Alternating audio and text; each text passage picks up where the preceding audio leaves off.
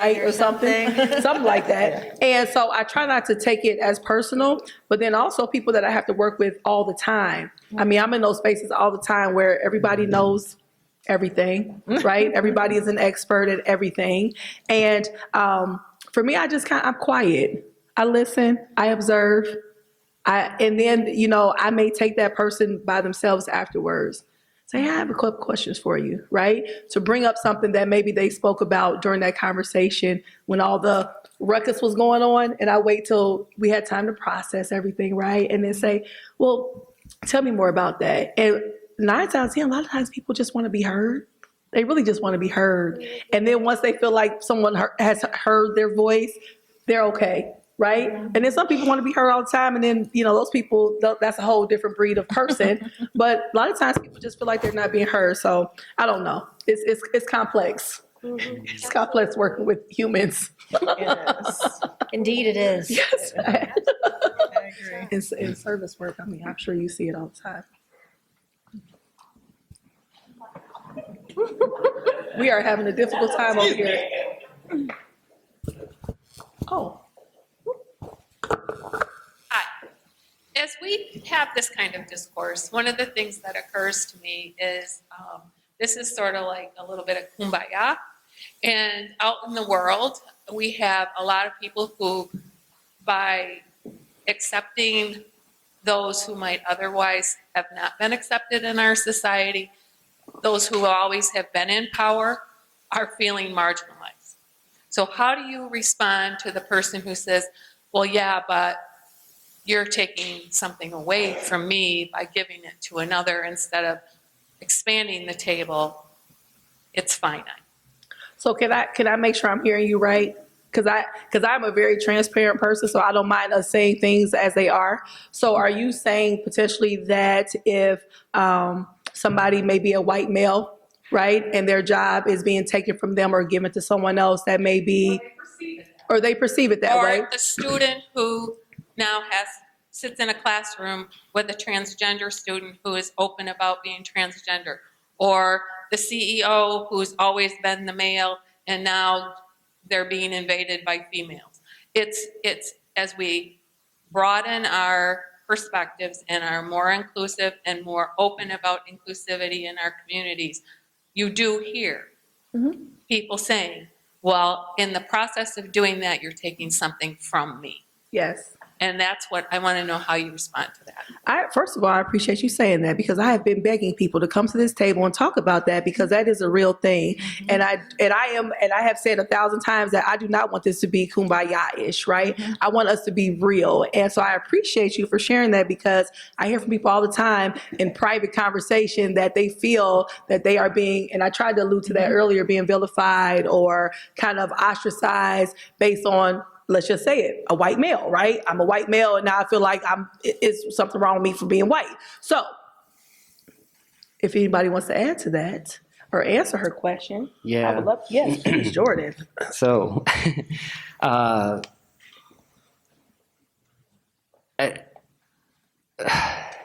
everything, a lot of the shit that we've been, sorry for swearing, I thought maybe but a lot of the shit that we've been taught, like Vaughn and I, it's not right. I'll say something crazy. I know everything comes from the melanated woman. That's where we all come from.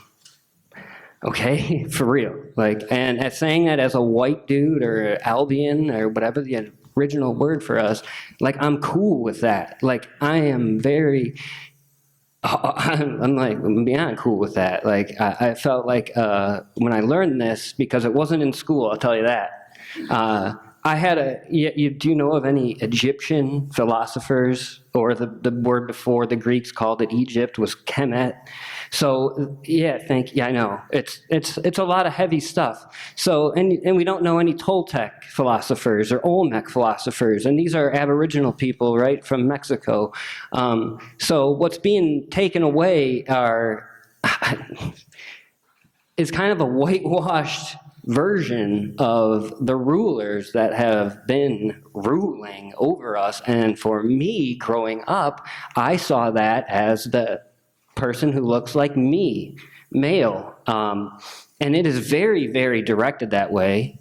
You can look at this in etymology dictionaries. You can look at this in the Black's Law Dictionary, the Oxford English Dictionary. We can find all these words that, and over time, that were meant to, as they put these words into law, went to erase certain parts of history and certain people.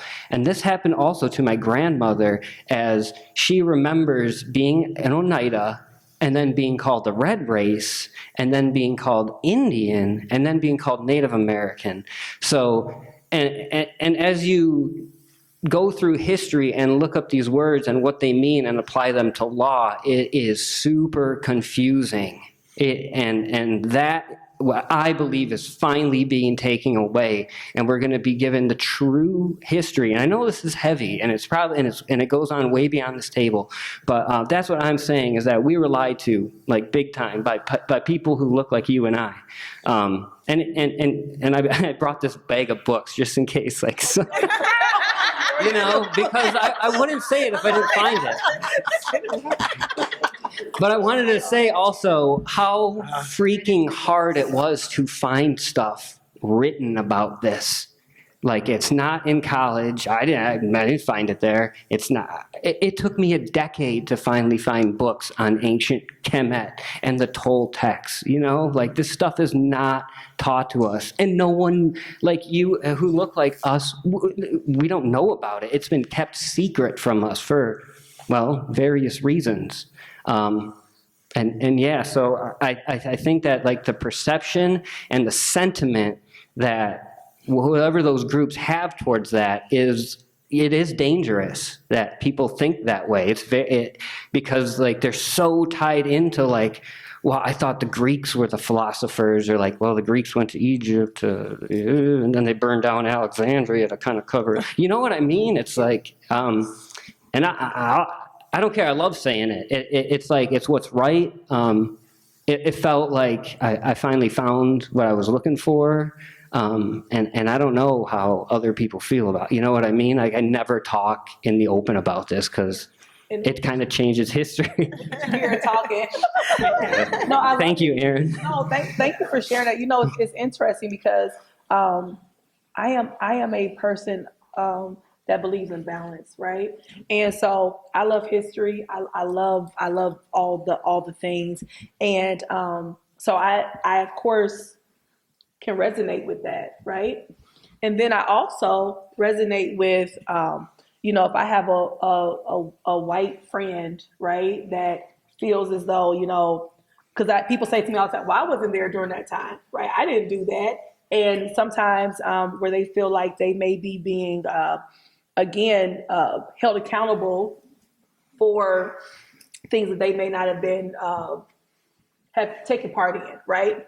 So how do we find that balance? And I think that's kind of what you may be alluding to, is how do we find that balance in spaces where we hold people accountable for things that have happened that have been wrong, but we also extend grace to those who may not have participated. Is that the right way to say that? Does that make sense? Yo, I get that, Aaron, and that's what I feel a lot, I guess, about the people who want to dump stuff on me is, like, and to go back to the question of how I used to deal with it, I used to say, get the, I mean, I would just lose it. I couldn't believe these, you know what I mean? And now I've become more of a listener and trying to, yeah, really try to become more of a listener and just kind of be like, you know, my fight isn't necessarily with this person. It's with the overall schism that, like, has created this person to think like that. So, like, just trying to change this one person really isn't, like, I gotta pick your battles kind of a thing, right? Yeah, but you said something about changing one person. I was trying to find it, and I found it, a quote that I heard, and I don't even remember how I heard it, but it is about Dan Levy, right? He did Schitt's Creek, and everybody loved that. And so his mom put online, and it said, today I regret every single second of worry back in the uninformed 80s, wondering how the world was going to treat my brilliant little boy who loved to twirl. Little did I know that he was going to kick that old world's ass to the curb and create a brand new one. And to me, like when I read that, and I think I saw it like when I was scrolling on Facebook mindlessly, I thought about it as I'm raising my own. I have 3 children, 21, 11, and 9, teaching them that people are going to judge you. People are going to make assumptions about you. They're not going to like you for whatever reason, things that you cannot control. Learn to be okay with it. Now, while I say that, I'm still trying to figure out how to take my own advice, because I'm that person who will have that ship in the night, that somebody that I passed, I'm like, oh, the interaction didn't go the way I want. I will carry that for 3 days and obsess about it, and I will think about it and talk about it. That's something that I am still working on. But when I read that, it made me realize that we have to teach people that it's okay, that you are enough, and you're not for everybody, and that's okay too. That's okay too. Now, as long as we're treating each other with respect, kindness, kind of that, those boundaries that I talked about, that those non-negotiables. But I really loved reading that and realizing that one person can make a difference. You can. And No, it's it true. starts at snowball. No, it's true. And you know, the other part of that really quick, I'm sorry, because I love that part about, you know, that we are not enough and there's some things that we can't change. And then there's some things that we can change, right? There are some things that we can do different. We can be better. So again, that balance, right? That I am how I am, but because I've always been an outspoken person, but I used to do a little bit more outspokenness. Okay, I like making up words. And, you know, but I learned that was not effective. Right. So even though I could go home and say, oh, they just didn't like me. No, you said some stuff that probably was offensive, right? To someone. I mean, that's possible. So it's both sides of that, to where it's like, I am who I am, but I also can grow, right? And change some things and be a better person. So, right. Thank you. Well, I kind of don't need to say it anymore because Erin said it for me. But I was wanting to take up the case for all the young white boys who, and I didn't want to say it, right? Because it doesn't feel safe sometimes to say true things, but you have all been so incredibly vulnerable. Yeah. I thought, I'm going to do it. I looked at my heart rate. I'd gone up 20 beats a minute. I'm like, can I say this? And you said it, Erin. You know, I do believe it is an infinite game. I don't think there's winners and losers. But I wanted to say, I'm going to speak for my son, but my son's mixed race. But there is no one side is right. There is not a good side. There is not a bad side. There's just us. And until we can figure that out, we're going to continue to have these conversations. And thankfully we can. Yeah. So. Yes. Do you think that? Ooh, be careful. Please don't fall. Do you think that it's healthy for us to like say the words, right? I'm a person that when I do talks and stuff, I say white, I say black, I say, you know, racist, I use the words, and I think that we have become a society, because we are fearful of judgment. Cancel culture. Cancel culture, that we're afraid to say the words. So until we can call things what they are, even with the words you use, until we can call these things as if, you know, what they are, how do we really solve problems, right? And I think that we do have to create these kind of spaces where we can be honest and say, you know what, I have, you know, shown prejudice towards someone. I have done that, right? And to be able to call it out and then work on the after. But until we can say it, you know, but I think we're afraid, because like you said, cancel culture is a real thing. I don't believe in cancel culture, but that's a whole nother conversation. We did have a talk about that before. Because I tell people, you know, if you can cancel them, they can cancel you one day. It can happen. Right. So we have to learn how to have dialogue. We have to learn how to share conversation and then be able to talk. So didn't you have your hand up over here? Okay. I was going to, I mentioned it to a few people, that I think what our children need, because I mean, I hate to say, let's face it, we're all screwed. We're all older now, so it's hard to change who we are. But I think our children really almost need more time in school. I call it like a debate club, because oftentimes it's just lack of education, it's ignorance. It's just thinking that they know something because they heard a follower say something or a friend, when they really don't know at all what they are talking about. And with social media, it's now just so quick to get the snippets, and that goes for adults too. So I just really somehow encourage our education system to really encourage youth to study, to understand. And you know what?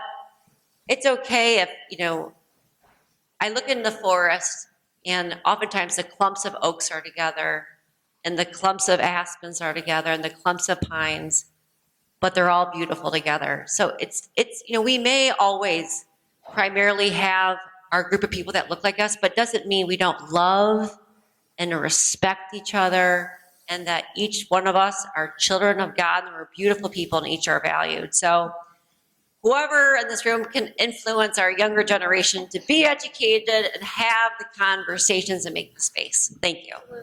I have a question for that. I want to ask you, because I know people often say that in regards to the educational system. I know a couple people have talked about the educational system. How do we teach students these things if we don't agree on what to teach them, right? And I guess that's been my question when people talk about the educational system, right? How do we teach them if we can't even agree on, stuff that's in history, right? We can't agree on things, and how do we teach? How do we educate our children? And this could be a rhetorical question. You don't have to necessarily answer it, but that's always been my question. How do we even get there if we can't come together on some fundamentals, right? That's always been my question. So I don't know how to answer that, but. I guess I can answer it a little bit. Okay.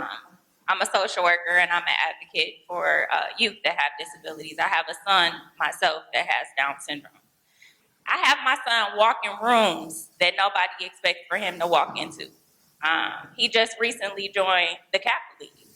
When you look at the Kappa League boys, you don't expect anyone to walk in that room with Down syndrome, but he's there. What I loved about his first day there was the advisor told the kids, because it wasn't just Nehemiah that was new that day. There were other boys that were new, but they didn't have a disability. But he started the meeting by telling them, we're going to be kind to everyone. We will not make fun of anyone.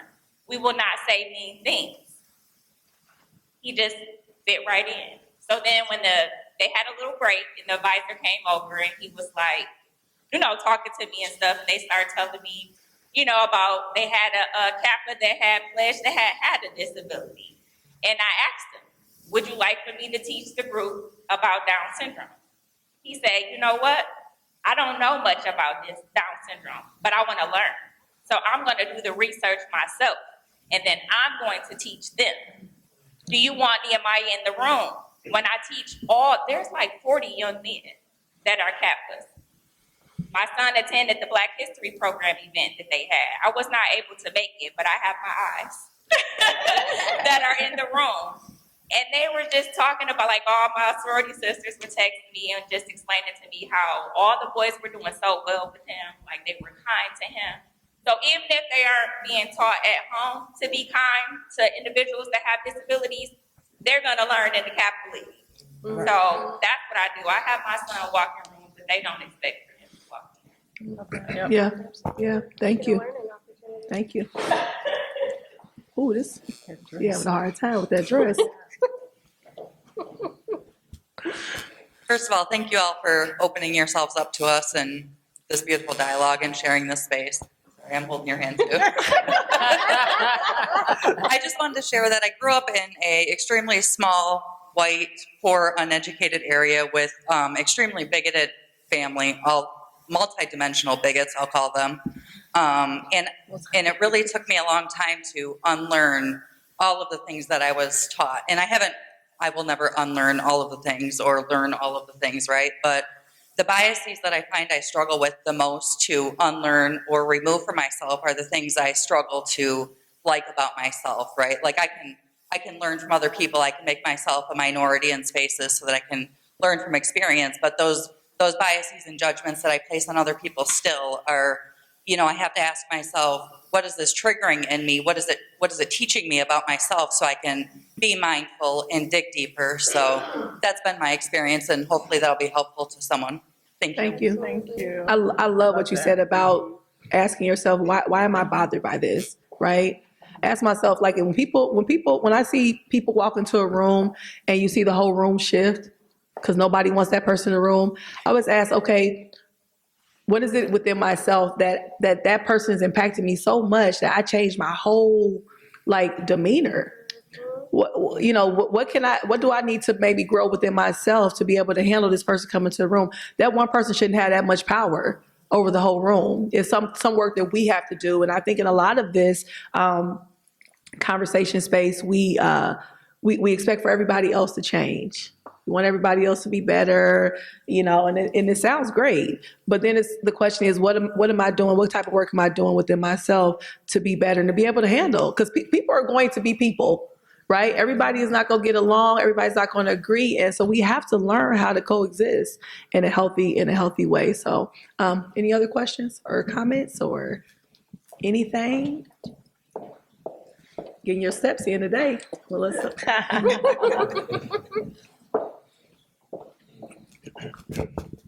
Typically, as the MC, I usually say my comments until the end. But first of all, I just want to respond. Usually we don't do this either. There's one about someone taking something from somebody. That's when you have a view of the pie only being just this big, finite big. Sometimes you get how do we grow the whole pie, right? So someone don't feel like I take from you, someone else got to lose. But the way we can all kind of gain. But my question is, though, I heard the word about bias tonight. I heard diversity. I heard inclusion. I heard equity. Those words are being under attack. And particularly harder in some states than others, like Texas, Florida. So much so that we got universities who is eliminating those departments altogether. Yeah. But yet we still seem like we got to have an issue. So my question to the panel is, do you think we still need to have those kind of organizations called diversity, inclusion, and equity within our organizations? I'd like to tackle that because DEI, we have 5 pillar areas for the Chamber of Commerce, and DEI is one of them. And I wholeheartedly think we need to have it. I think we need to lean into it. I think we need to understand that it covers a multitude of areas. And I'm a supporter of it, and I realize that I represent over 750 businesses. They may not all agree with me. At the end of the day, this is our board's decision. I support it. I wouldn't have come to this organization had they not have done it. I think we need to do a better job of making sure that those people who are at our table don't just look like us. And I'm not just talking about skin color. I'm talking about educational levels, different parts of our community, different backgrounds. All of those things that make us diverse and better because we learn from them. So I say we need to have them. I say we need to lean into them. And I'm proud that I work for an organization who focuses on that and is continuing to have that as one of our driving pillars. I think that's why Bay City is changing the way it's changing and moving in the direction it's moving in, is because of those DEI departments and people valuing those kind of things. When I first came to Bay City in 2000, it was not this diversified. And I lived here in 92, and it definitely wasn't back then. So I really appreciate the growth in this community because of those departments, and people valuing that. So I think that it's gotten into the political realm too much, and when you get into that realm, it's one way or the other. Maybe we need to change the terminology, get rid of the DEI thing, and think of some other terminology because it's just a buzzword right now. You say that, and either you're for it or you're on the other side, and that's not good. I think we need to maybe call it something different. I don't know what we need to do. So there's some stigma associated with that title. DEI is I didn't know it was stigma associated with yes. that. Okay. Yes. Yeah. Can I say something? So I'm gonna be very transparent, and I get in trouble for this sometimes. But it's okay. I'm here to challenge, right? This is my job here today, is to kind of challenge and push back, because I want us to think about things. So for me, some years ago when I first started this, everybody wanted to label this work DEI that I do, right? That was the first thing people said, DEI, DEI, DEI, DEI.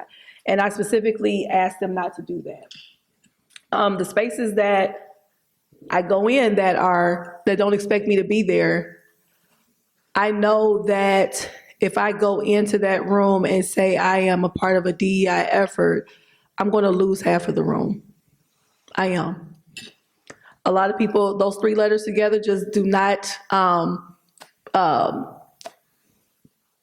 relate with people, some people, okay, I'll say it that way. And so years ago, I said that it was going to become a problem, because people connect with things, like you said, Vaughn, one way or the other. And for me, my life, the way I live, is DEI, right? I live it. And so I don't label it anything but loving other humans. And what I found is that, because I'm reading tons of articles, I mean, there's so much stuff right now happening where DEI whole departments are being literally like taken out. These people that they've moved from across the country to work at these organizations to head these efforts are losing their jobs. And all they're trying to do is create an equal space for people to feel appreciated, seen, heard, all the stuff we've talked about tonight. And because it's labeled that they are dismantling whole departments. And actually, in some states right now, it's almost like against the law to even speak about it and teach it. And so I want to say that I believe in the work. I mean, that's quite natural. I mean, I believe in the work. But if we find that we're not connecting with people and it just becomes performative, which a lot of these companies are, I mean, let's just be honest. Yeah. A lot of people that are practicing this right now, it's because they feel like, you know, we have to be a part of the cool club and do it, because if we don't, we can get sued, we can get whatever. So they're doing it, and they're really not doing the work. Right. So my thing is that I would rather organizations and communities do the work and not just have wordplay. That's just me personally, right?